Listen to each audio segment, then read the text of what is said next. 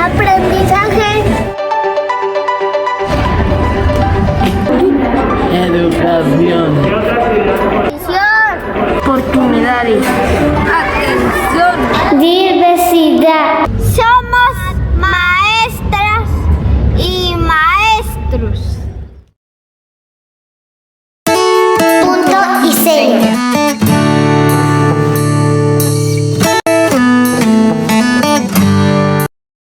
Hola a todos y todas, bienvenidos a Punto y Seña, este canal creado en articulación con los profesionales del PTA y la comunidad insuista. Este canal va a ser liderado por maestros y maestras en formación, quienes a través de su experiencia y de sus saberes construidos nos enseñarán sobre diversos temas de discapacidad e inclusión y estrategias pedagógicas para fortalecer en el aula.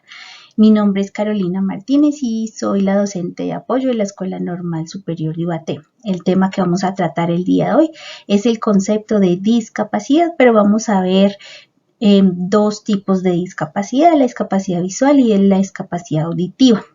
Más abajo te dejo las referencias por si quieres seguir ampliando sobre este tema. Entonces, bienvenidos, este es el tema de discapacidad. Bueno, ustedes se preguntarán, ¿pero qué es la discapacidad? ¿Será una enfermedad? Antiguamente, al igual que muchos conceptos como el de educación, el de pedagogía, el de discapacidad también ha venido creciendo a través de la historia. Inicialmente se consideraba una enfermedad y por ende tocaba curarla. En la actualidad ya no se considera una enfermedad. ¿Puede la discapacidad surgir de una enfermedad? Sí, puede surgir a raíz de una enfermedad, pero en sí la discapacidad no es enfermedad. Por eso la persona con discapacidad no le decimos el enfermito, ni el desahuciado, ni términos similares, porque pues no es una enfermedad. Es una necesidad educativa especial.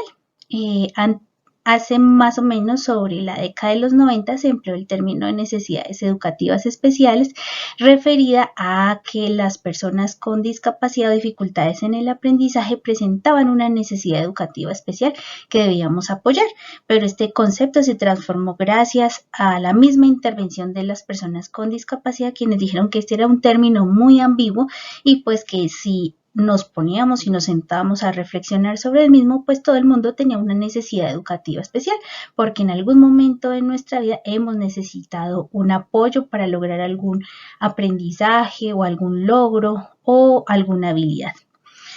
La discapacidad es una persona especial. El término especial también ha cambiado, ha tenido una transformación. Ese término especial hace más referencia hacia el lado afectivo. Todos somos especiales, todos tenemos habilidades, pero una persona con discapacidad no es una persona especial por su diferencia, ¿no? Todo lo contrario, es igual que cada uno de los seres humanos, único, irrepetible y maravilloso. Entonces, tampoco podemos usar el término de persona especial para referirnos a las personas con discapacidad. Pero entonces, ¿qué es la discapacidad? A partir del 2006 y la convención realizada por las personas con discapacidad, donde ellos mismos dijeron que nada para nosotros sin nosotros, o sea, es decir, ellos son quienes toman las decisiones, son quienes viven esta realidad y por ende son quienes tienen como la autoridad y toda la experticia para hablar de la discapacidad. Entonces, este concepto a qué hace referencia, como su nombre lo indica, es la resultante de la interacción entre una persona con deficiencias dadas por una posible condición biológica. Entonces, la discapacidad intelectual, la discapacidad visual, la discapacidad auditiva, la discapacidad psicosocial, la sordoceguera, la discapacidad múltiple. Eso viene dado por un componente del sujeto que en algunos casos nace con ella, otros la adquieren después del nacimiento. Bueno, son diferentes las causas que se puede dar una discapacidad.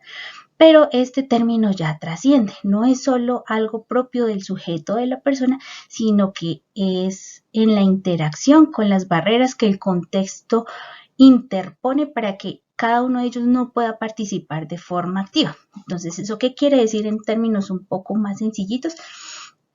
Que la discapacidad es la resultante de las barreras que nos da el contexto, que pueden ser barreras actitudinales, arquitectónicas, barreras comunicativas. Entonces, cuando, por ejemplo, una persona, como está en la imagen de la diapositiva, está el parque, pero el parque no está adaptado para la persona con discapacidad, entonces ese parque, ese contexto se convierte en la barrera.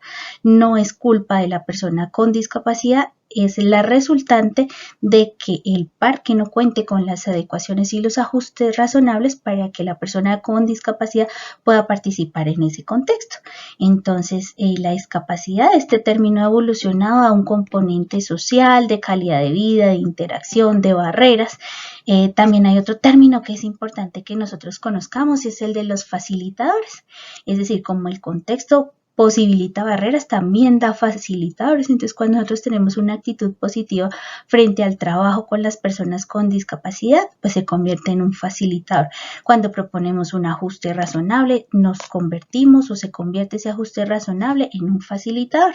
Entonces, recordemos que la discapacidad trasciende más allá del sujeto y de su condición biológica o de nacimiento, y va más hacia la interacción y las barreras que el contexto nos está dando en este momento, que no permite que ellos y ellas puedan participar. Bueno, en este primer capítulo ya vimos qué es la discapacidad. Ahora vamos a ver la clasificación. Esta está dada por la resolución 1113 del 2020, dada por el Ministerio de la Protección Social. Esta es la clasificación que también usamos en el sistema educativo y con el cual se marca la casilla de discapacidad en el sistema de matrícula a nivel nacional. Entonces, hoy vamos a ver qué es la discapacidad visual. Bueno, como su nombre lo indica, son personas que presentan deficiencias al percibir la luz, la forma, el color, el tamaño de los objetos. Se incluye a personas ciegas, es decir, personas que no perciben o que perciben de forma muy, pero muy mínima la luz, el contorno, la forma, y requieren para su participación, por ejemplo, el aprendizaje del braille, del ábaco y técnicas de movilidad y desplazamiento. También incluye personas con baja visión. Entonces, baja visión, ¿qué quiere decir? Personas que después de haber practicado una cirugía correctiva, el uso de gafitas u otros tratamientos para mejorar su dificultad visual, siguen teniendo una pérdida visual mayor a 20/60, como es el rango que utilizan en salud. Entonces, si en algún momento a nuestras aulas llega un niño con un examen optométrico donde dice que hay una pérdida visual de 20/60, ese niño sí ya tiene baja visión. Asimismo, cuando tienen dificultades para percibir el campo visual es todo lo que podemos ver a nuestro alrededor. Hay niños y niñas adolescentes y adultos y adultos mayores que cuando ven no pueden ver la totalidad del campo visual a 180 grados, sino que perciben de forma más borrosa ese contexto que están observando, esa figura que están observando. No alcanzan a veces a ver la nitidez, entonces ellos requieren también el uso no solo de lentes, sino otras herramientas pedagógicas para favorecer esa discriminación visual y pues por ende ciertos aprendizajes como el de la lectoescritura, que son demasiado visuales. Entonces, dentro de la clasificación visual podemos encontrar personas ciegas y personas con baja visión. En punto y seña vamos a aprender un poquito de braille, vamos a aprender técnicas de movilidad y desplazamiento y vamos a aprender ábaco. Para baja visión vamos a ver en otro capítulo más adelante algunas estrategias pedagógicas que podemos usar para niños, niñas, adolescentes o para cualquiera de nosotros que en algún momento tengamos baja visión. Bueno, la siguiente discapacidad es la discapacidad auditiva. En esta categoría se encuentran las personas que de forma permanente presentan dificultad en la percepción del sonido y la discriminación y localización del mismo. Hay diferentes tipos de pérdida, pero en esta clasificación encontramos dos tipos de población.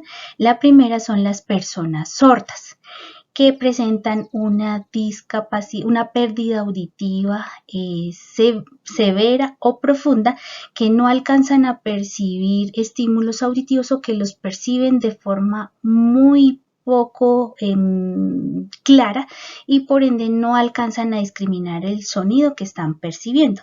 O por el contrario, la otra clasificación son las personas con hipoacusia, donde tienen pérdidas leves y moderadas, pero que con ayuda, por ejemplo, de un audífono u otro implante pueden alcanzar o perciben el sonido como tal. Es como está en la imagen, el niño tiene su audífono, entonces él posiblemente tiene una hipoacusia que se puede presentar en uno o en ambos oídos y pues requieren de ayudas técnicas para mejorar esa escucha. Las personas sordas como tal, al no percibir el sonido, su medio de comunicación es la lengua de señas. Para Colombia entonces es la lengua de señas colombiana, que es un sistema que se crea para que las personas sordas se comuniquen a través de la gestualidad, a través de la corporalidad, y cada seña significa una palabra. Tiene toda una sintaxis como tal esta lengua, como todas las lenguas, y facilita la comunicación de las personas sordas. Esta es su primera lengua. La segunda lengua sería el castellano.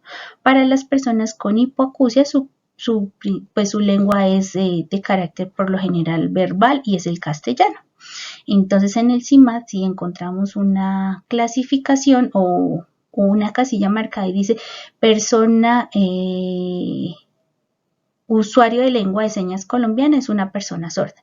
Si dice persona con hipoacusia, usuario de lengua castellana, es porque alcanza a percibir el sonido como tal y puede lograr verbalizar. Es importante tener claridad frente a esta distinción entre las dos condiciones o las dos poblaciones que podemos encontrar dentro de la discapacidad auditiva. Sordos, usuario de lengua de señas colombiana, y personas con hipoacusia que acceden al castellano como tal.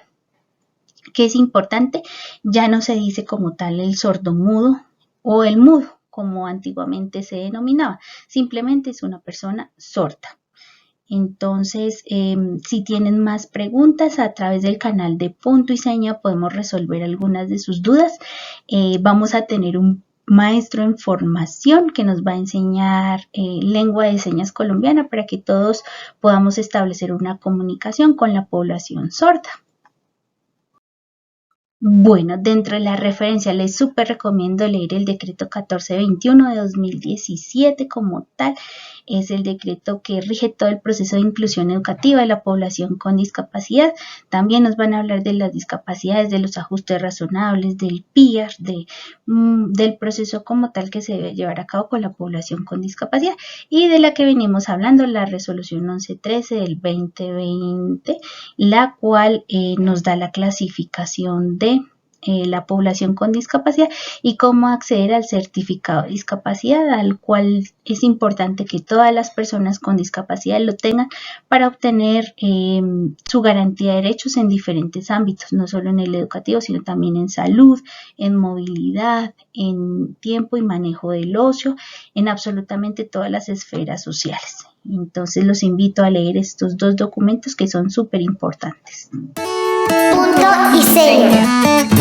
Soy Jennifer Vaquero y esto es Punto y Seña. ¿Qué son estos puntos?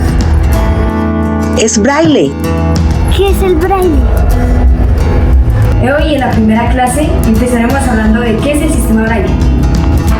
El braille es un sistema de códigos ocultos, el cual permite a las personas ciegas poder leer y escribir. Está conformado por dos columnas. En la izquierda podemos encontrar los puntos 1, 2 y 3 y en la derecha podemos encontrar los puntos 4, 5 y 6. Jennifer, cuéntanos la historia del braille. En la antigüedad no se conocía un sistema de escritura que permitiera a las personas ciegas poder integrarse con las letras.